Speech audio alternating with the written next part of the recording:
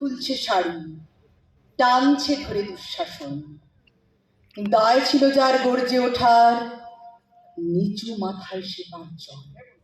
দুর্যোধনের নগ্ন উরু, ইঙ্গিতে তার ধর্ষকাম।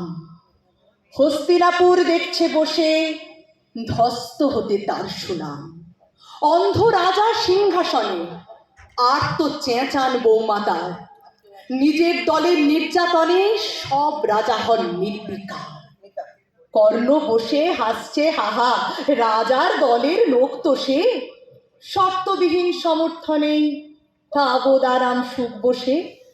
ভীষ্ম, দ্রোণ, কৃপণ, নীরব, সরকারি লোক হাজার হোক, রাজার কথাই তোমার কথা। তুমি যখন রাজার লোক, খলশকুনি দেখছে সবই, বস্তুত সে ধ্বংস চায়। ঘরের মাটি লাল হয়ে যাক দেশ বিভাগের যন্ত্রণায়।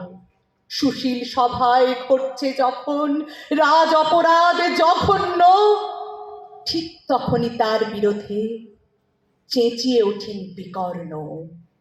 বিকর্ণ নন কেউ কেটালো, 100 ভাইয়ের একজনা। তেমন করে এর আগে কেউ তার কথাটাই জানতো না।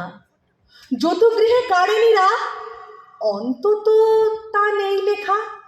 ভীমকে যখন বিষ খাওয়ালো, তখনও তার নেই দেখা। কিন্তু যখন প্রকাশ্যতেই কাটছে নারীর আব্রুকেও, স্তব্ধ জীবের চুপ সাগরে বিকর্ণ হন একলা ঢেউ। চেঁচিয়ে ওঠেন রাজার কুমার যুবরাজের বিরুদ্ধে। মহাবলী পাণ্ডবেরও তখন গলায় শেষর নেই। রাজাও যখন নীরব থেকে সায় দিয়ে যায় ধর্ষণে, ঠিক তখনই সমস্ত যুগ বিকর্ণদের সর্ষণে। আমরা যারা কিচ্ছুটি নই, একটি মোটে ভোট কেবল, অত্যাচারের সামনে এলে সঙ্গী শুধু চোখের জল। প্রার্থনা করো আমরা যেন একবার হই বিকর্ণ।